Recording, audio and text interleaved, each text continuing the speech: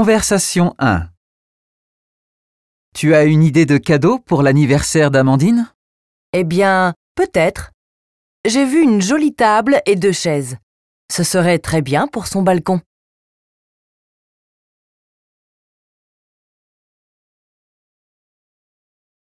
Conversation 2. Est-ce que je peux utiliser tes toilettes? Mais bien sûr. Elles sont dans la salle de bain, la deuxième porte à gauche.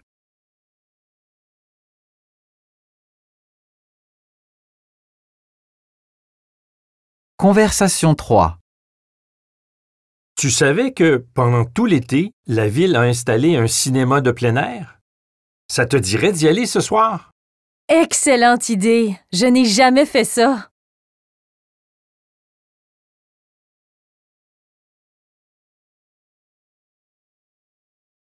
Conversation 4. Salut Ali, ça ne va pas? Oh non, pas du tout. J'ai dû gérer plein de problèmes. Je suis épuisé. Je crois que je ne suis pas fait pour passer la journée assis devant un ordinateur.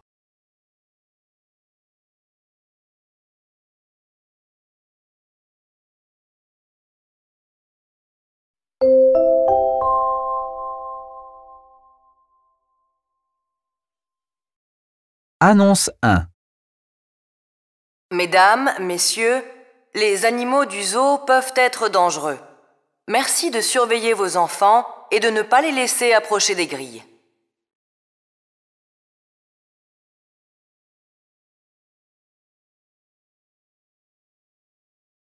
Annonce 2. Nous vous rappelons que les téléphones doivent être éteints durant toute la durée du film. Nous passerons dans la salle régulièrement pour vérifier que c'est bien le cas. Merci de votre compréhension.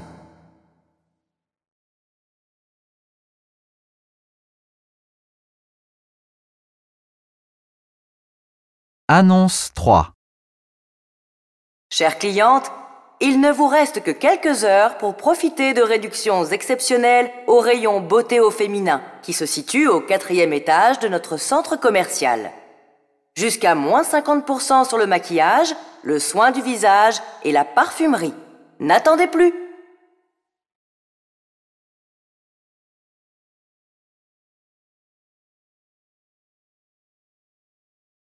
Annonce 4.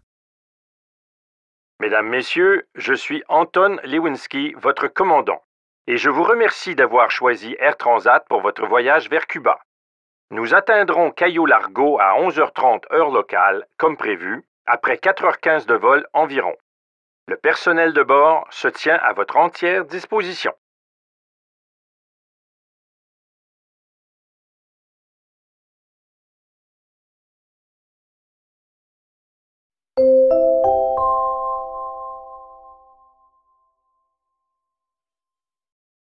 Message 1. Bon, c'était papa. J'appelais juste pour savoir si tu vas bien, si tu es en forme et si ton nouveau travail te plaît. Rappelle-moi quand tu as le temps. Bisous.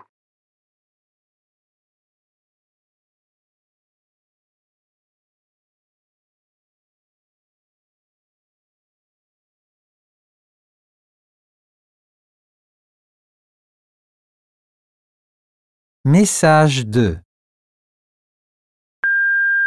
Bonjour Fatia, j'espère que vous aurez ce message rapidement. Je ne peux pas venir au cours d'arabe ce soir, mon fils est malade.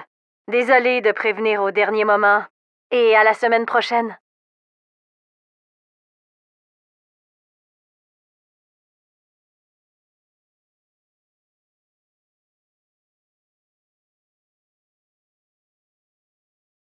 Message 3. Bonjour madame. Je suis madame Fekir de la société FK Pro. Vous m'avez laissé votre CV pour un poste d'agent d'accueil.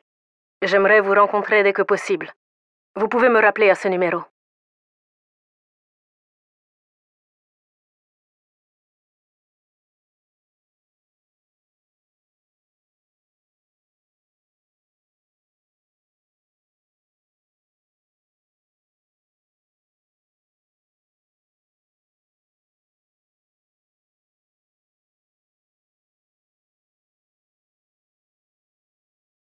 Message 4. Bonjour, Monsieur l'évêque. C'est Gaëtan d'Orléans Express. Je vous appelle concernant votre voyage en autocar Montréal-Gaspé prévu pour demain matin à 7 heures. Compte tenu des conditions climatiques, le départ est susceptible d'être reporté ou annulé. Pouvez-vous me rappeler au 833-449-6441? Merci.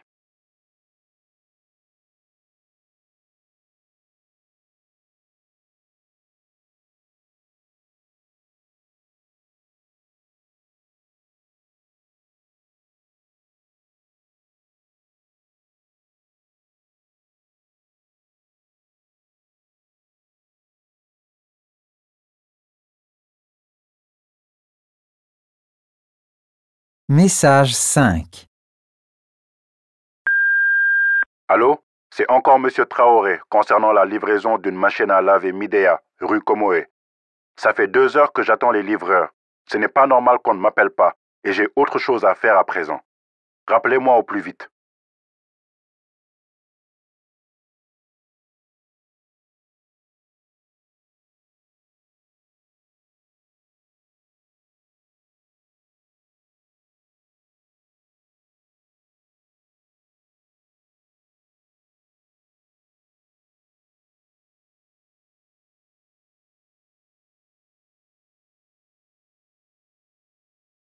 Message 6.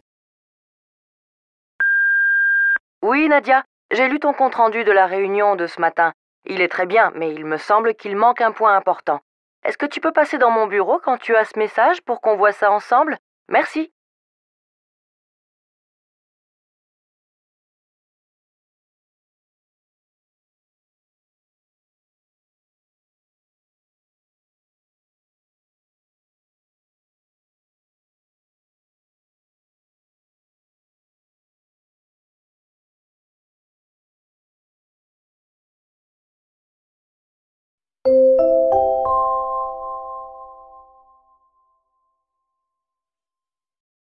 Micro-trottoir 1.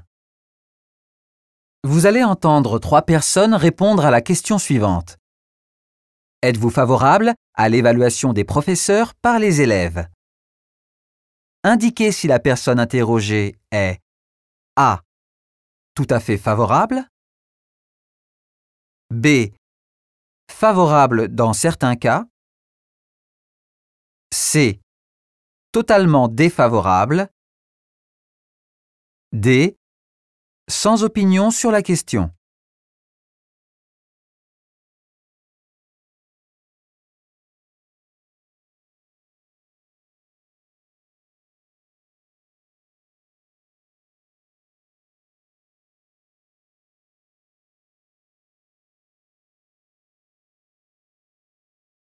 Personne 1. Déjà, il faut savoir de quels élèves on parle. À l'université, les étudiants peuvent avoir un regard intéressant. Mais des enfants ou des adolescents, franchement,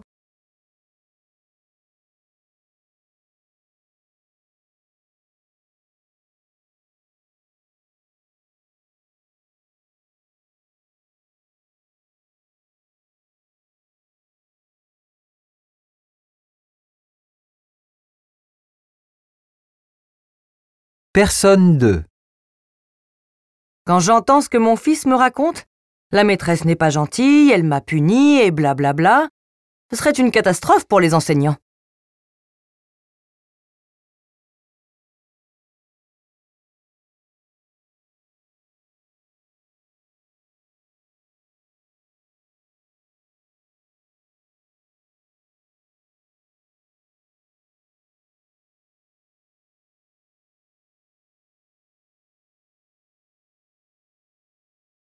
Personne 3. Notre système éducatif va de plus en plus mal. Je pense que tout ce qui peut aider à l'améliorer est bon à prendre. Tant pis pour les susceptibilités.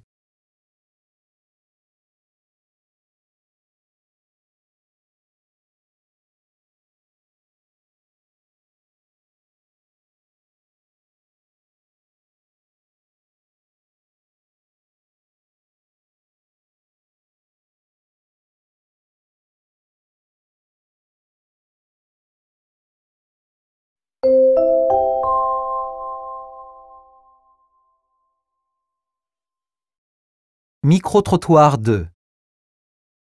Vous allez entendre 3 personnes répondre à la question suivante. Pensez-vous qu'il soit important d'avoir une vie professionnelle stable? Indiquez si la personne interrogée A. Pense que c'est très important. B. Pense que c'est moyennement important. C. Pense que ce n'est pas du tout important. D. N'a pas d'avis sur la question.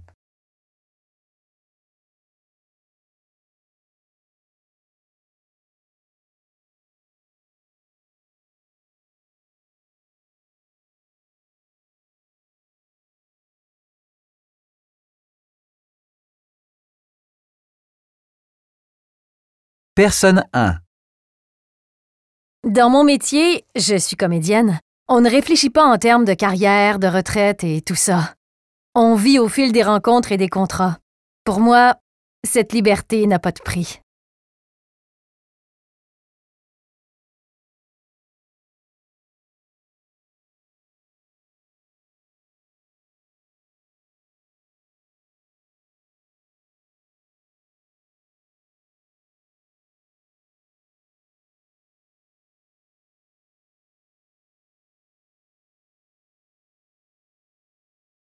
Personne 2. Mon frère a tout plaqué pour ouvrir un restaurant. Ma sœur alterne entre petit boulot et bénévolat. Et moi, ça fait 15 ans que je suis dans la même entreprise. Chacun fait comme il veut ou comme il peut.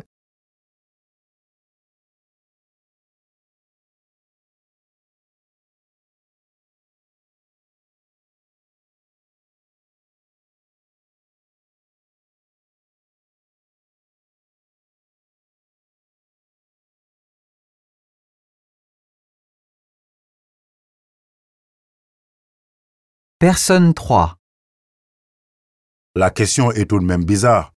Pour payer ses factures, obtenir un crédit, financer les études des enfants, il faut des rentrées d'argent régulières et surtout une vision à long terme.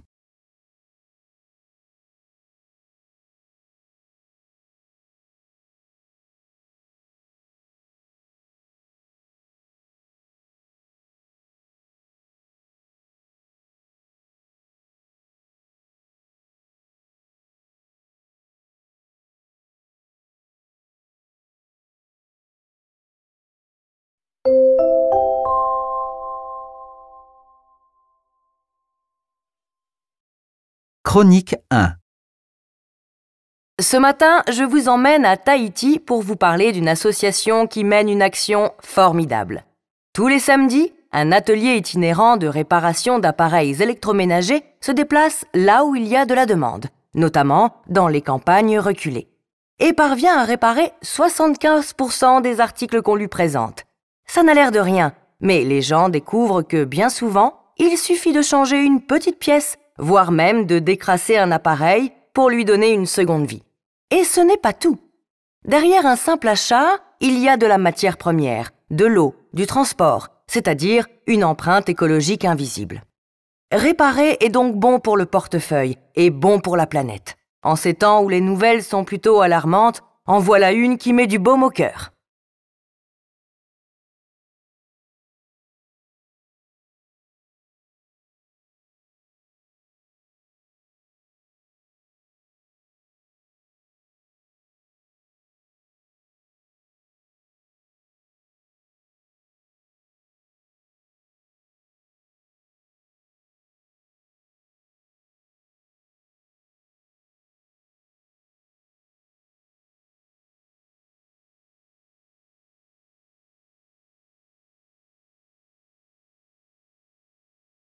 Chronique 2.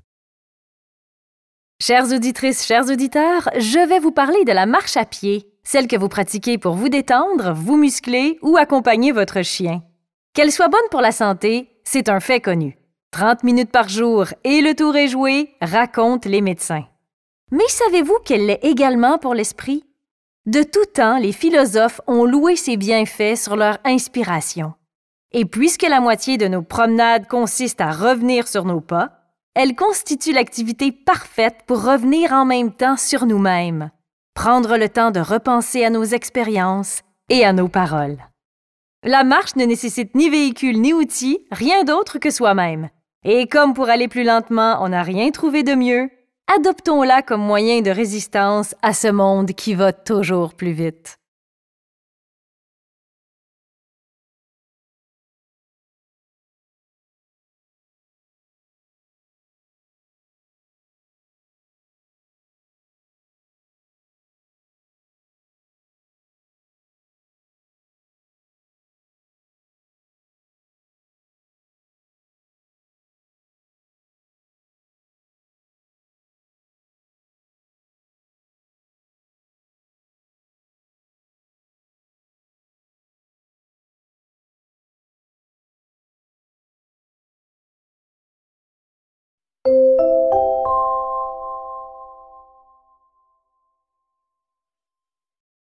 Interview 1. Avec nous, la mairesse de Montréal, Victoria Demers. Bonsoir, Madame Demers. Bonsoir, Monsieur Leroy. Alors que les températures atteignent des records de froid, les esprits s'échauffent depuis que vous avez affirmé, je cite, « Il y a assez de place pour les sans-abri ». Le vrai problème, c'est qu'en ce moment, à Montréal, on a de la misère à trouver des travailleurs et des travailleuses qui peuvent accompagner les personnes en situation d'itinérance. Pourquoi refusez-vous de fournir des tentes provisoires? Est-ce que c'est normal, ce système où on s'occupe des populations itinérantes l'hiver? On met des refuges et après ça retombe? Ce qu'il faut, c'est travailler sur le long terme, en ayant notamment davantage de logements sociaux.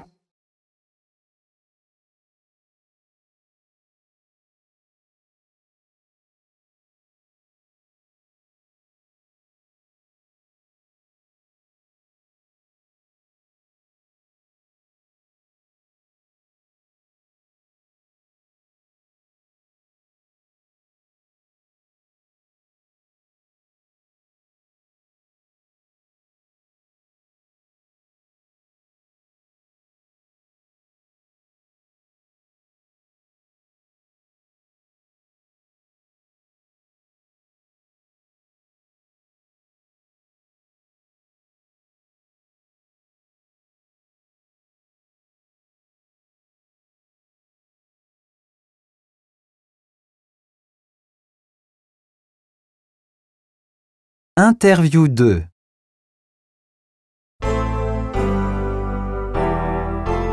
Professeur Joseph Ngondi, vous organisez un séminaire à l'université Yaoundé 1 sur l'utilité des savoirs inutiles. Qu'est-ce qui se cache derrière cet intitulé magnifique? La problématique ici, c'est qu'on conseille aux jeunes d'aller vers les sciences très appliquées, parce qu'il y a des financements et des exigences des bailleurs. Mais on oublie que les résultats perçus hier comme inutiles sont devenus aujourd'hui absolument indispensables. Je prends l'exemple du GPS, basé sur une théorie d'Albert Einstein qui a longtemps été jugée peu intéressante. Est-ce qu'aujourd'hui, c'est un combat de soutenir la recherche en mathématiques? Alors, si nous percevons les mathématiques comme une boîte à outils, pour la haute technologie bien sûr, mais aussi pour notre vie quotidienne, vous comprenez qu'on n'a pas beaucoup le choix. Mais je pense que ce qui compte, c'est l'excellence. Et pour cela, il faut pouvoir commencer des travaux sans savoir où ils nous conduisent.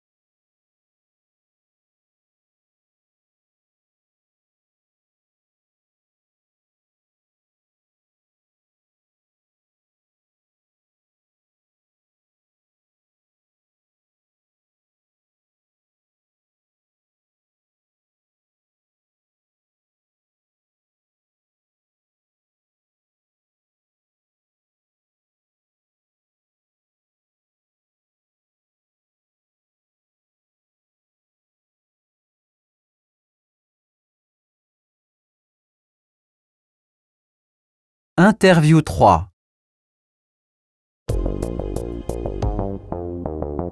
Avec ses 18 tours et ses 3000 habitants, le quartier Ordenbeek est une plaque tournante de la drogue en Belgique. Rachida El Adawi, vous y êtes éducatrice depuis 15 ans. Quelle est votre analyse? Au niveau délinquance et trafic, rien n'a changé. Au contraire, ça s'organise mieux. À une époque, la police montait, passait et les jeunes allaient caresser les chevaux. On a perdu ça. On est clairement dans le répressif. Ce n'est que lorsqu'il y a un gros souci que la police débarque, heureusement encore. La difficulté, c'est que le trafic de drogue gangrène tout. Les jeunes du quartier sont payés pour faire le guet. Ça rapporte 100 € par jour. Quand vous leur parlez formation, emploi, vous n'êtes pas audible. Le bourgmestre vient d'annoncer un plan de 15 millions d'euros pour rénover le quartier. Très bien, mais qu'il n'oublie pas que ses prédécesseurs aussi ont investi, puis sont repartis aussi vite. Je retiens surtout la création d'une antenne de proximité. C'est un lieu où le citoyen, la police et tous les acteurs de terrain peuvent se rencontrer. L'idée, c'est d'avoir des équipes qui connaissent mieux le territoire et travaillent sur la durée.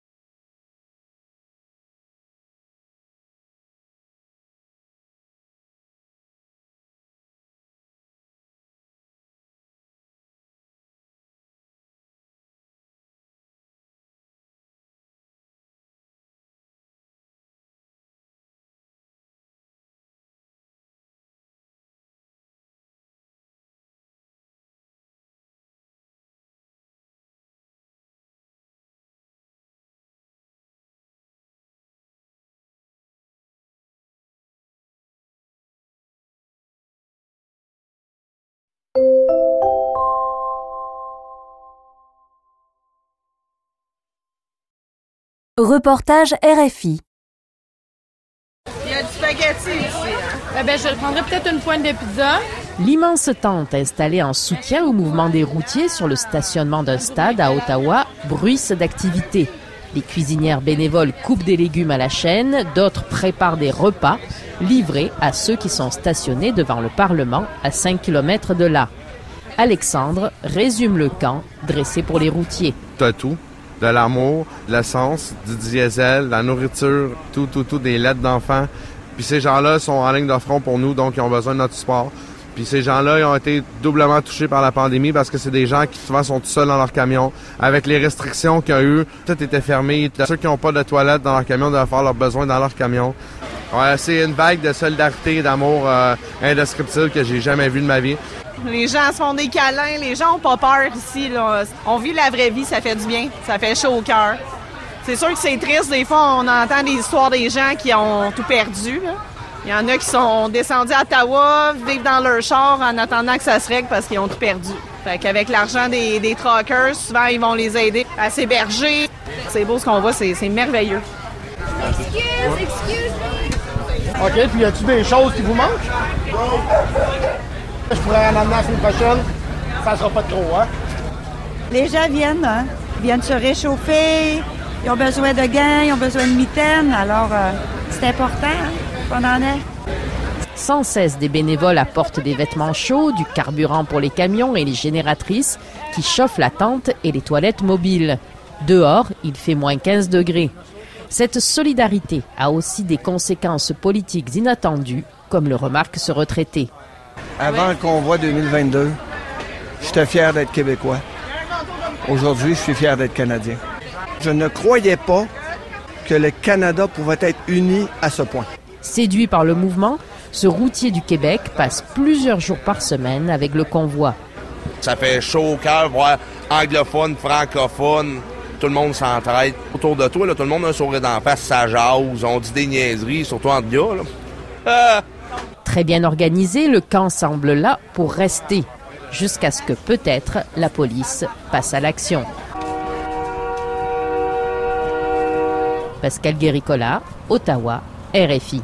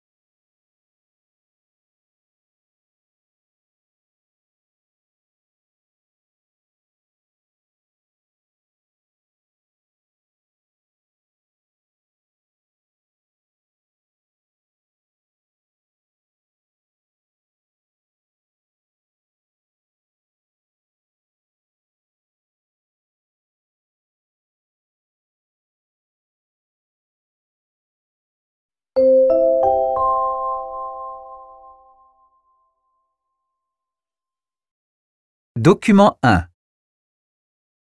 Et si nous terminions ce dimanche avec Aretha Franklin? Ce soir, à 21h, Télé-Québec diffuse Respect.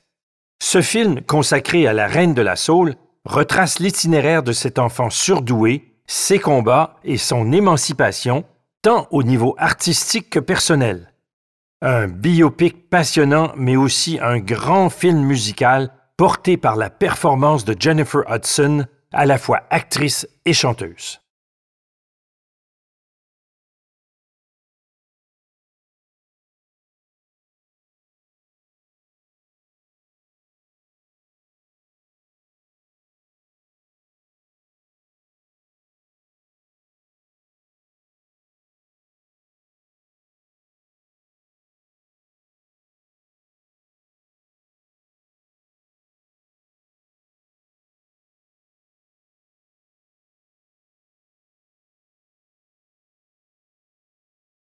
Document 2.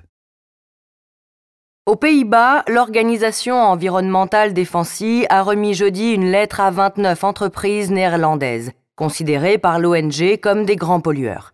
Elle exige que les entreprises en question publient leur propre plan climatique d'ici le 15 avril, dans lesquels elles indiquent comment elles vont réduire leurs émissions de CO2 d'au moins 50% en 5 ans.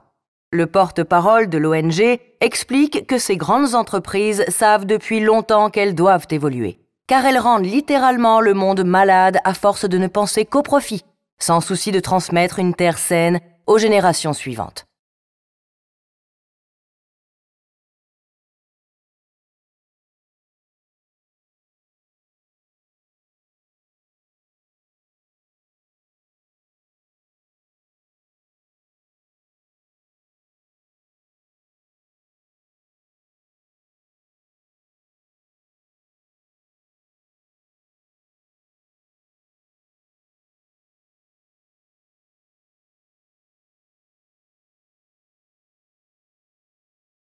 Document 3.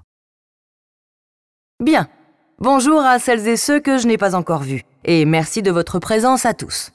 À l'ordre du jour, alors, on fera un point rapide à la suite du mail d'Alexandre ce matin, concernant le partenariat avec FIP. Ensuite, un point sur les ventes et les tendances du mois. Ensuite, un point com. Et on terminera avec Élise qui nous donnera des nouvelles du site internet. Voilà. Et donc, avant de commencer, si vous avez des questions, n'hésitez pas.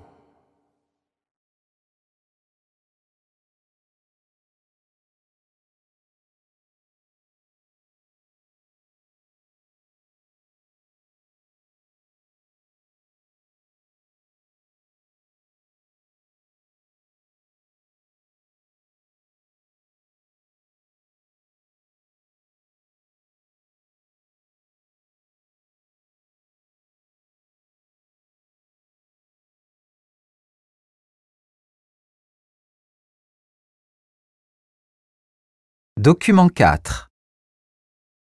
On est à Gatineau, qui, vous ne le savez peut-être pas, a récemment été élu meilleure ville vélo du Québec. Et ça fait le bonheur du maire sortant, Félix Lavin-Jeantreau, qui, avant de se faire élire, avait promis de doubler le financement accordé au vélo. Une promesse ambitieuse, notamment pour des questions financières, mais qui lui a fait marquer des points. Pour les militants pro-vélo, les avancées sont indéniables par rapport à son prédécesseur, qui était ouvertement anti-vélo. Une époque définitivement révolue. À l'aube des nouvelles élections municipales, tous les candidats promettent d'aller plus loin encore.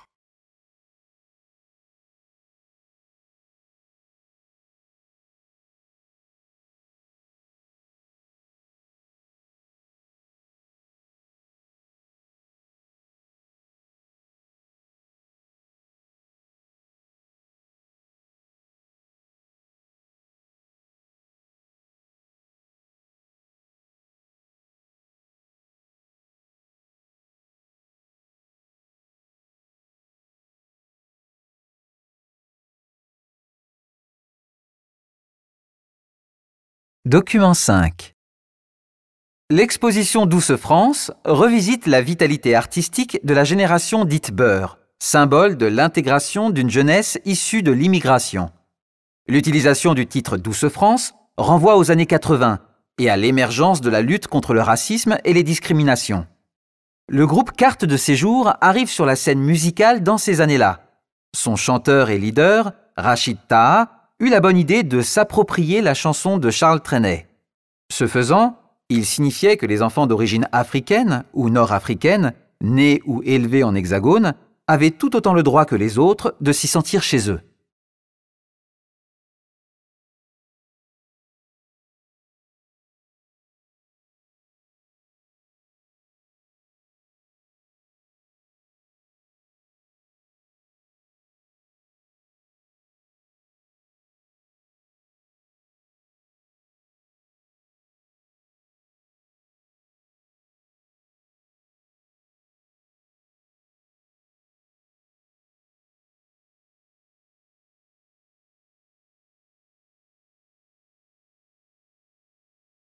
Document 6.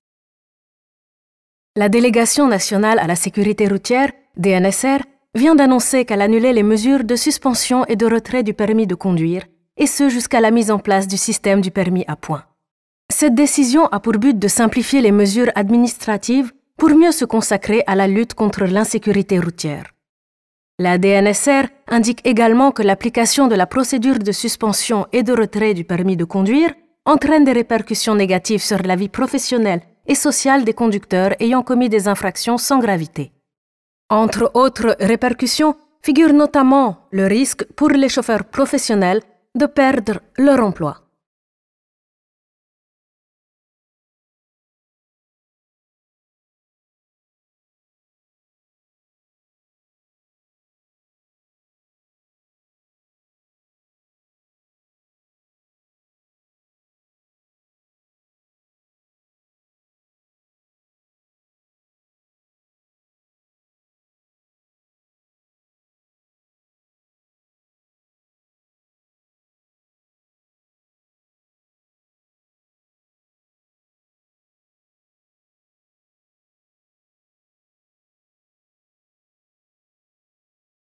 Document 7. Décidé à river son clou aux arrogantes chaînes américaines de fast-food, dont les restaurants moscovites ne désemplissent pas, la municipalité de la capitale russe a ouvert le premier bistrot russe, un restaurant où il est possible de manger sur le pouce sans trahir la gastronomie locale. Quelques 200 établissements du même type devraient suivre. Le directeur du bistrot affirme non sans humour que son établissement ne veut pas faire de l'ombre aux chaînes américaines. Nous ne vendons ni hamburgers ni soda, nos produits sont naturels, donc je ne crois pas que nous soyons en concurrence.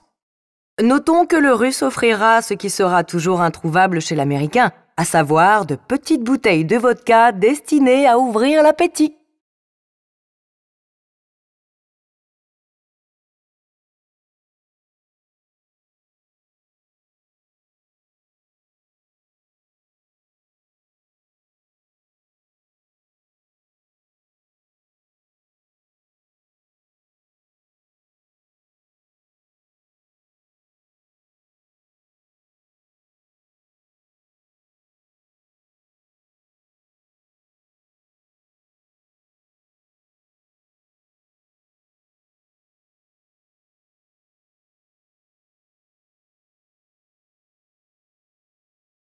Document 8. On passe au sujet qui nous intéresse ce matin, à savoir ce rapport très intéressant du Conseil économique et social marocain sur la transformation digitale. Alors, le constat global, c'est que les différentes initiatives lancées restent insuffisantes. Et à cause de cela, nous sommes moins productifs et forcément moins compétitifs. À titre d'exemple, la digitalisation de l'ensemble des procédures des services administratifs permettrait d'économiser l'équivalent de 1% du PIB. On parle de start-up, de mécanismes de financement et ainsi de suite. Or, la priorité des priorités pour un pays comme le Maroc, c'est la facture numérique. Au niveau technique, il y a la couverture, mais pas la performance. Et le prix des abonnements à Internet, rapporté au SMIC ou au salaire moyen, reste trop élevé. Il faut démocratiser Internet en le considérant comme un service public de base à l'instar de l'eau et de l'électricité.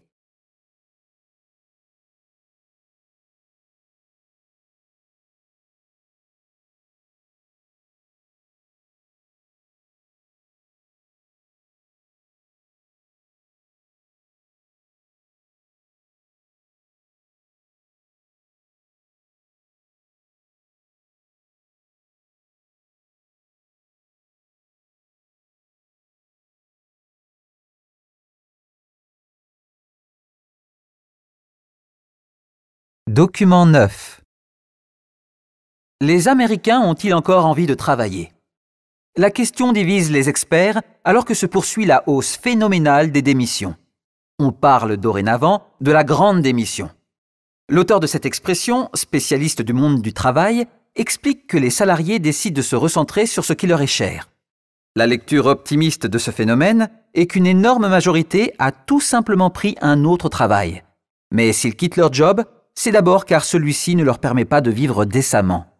Et comme le rattrapage salarial n'est pas aussi rapide que l'inflation, ils demeurent dans une grande précarité. Un autre mot d'ordre fait fureur, l'anti-travail, ou la revendication du droit à la paresse. Plus confidentiel, ce mouvement commence à être perçu comme une menace à long terme sur l'économie américaine. De quoi remettre en cause pour les plus conservateurs l'existence même des prestations sociales.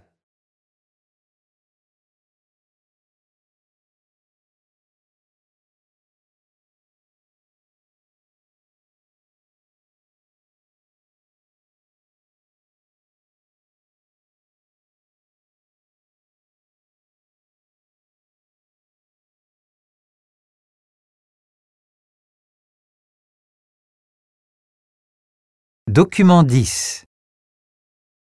Cette histoire commence avec une poêle annoncée à un prix de départ de 150 $, puis réduit à 70 $, 40 $ et enfin en liquidation à 30 $. Un rabais généreux, mais surtout étonnant. Alors, bonne affaire ou pas? Dans certains cas, le produit est vraiment de qualité et la baisse de prix s'explique par un trop-plein d'inventaire. Mais il arrive que l'on monte artificiellement le prix de départ d'un produit médiocre. Cette pratique est proscrite par la loi qui exige que le produit ait été vendu à un prix régulier en grande quantité et pendant une période raisonnable. Le problème pour le consommateur, c'est de connaître ce prix régulier, surtout quand les rabais sont cycliques. C'est cette zone grise que les détaillants utilisent pour accroître leurs ventes, et parvenir à le prouver devant les tribunaux relève d'une mission quasi impossible.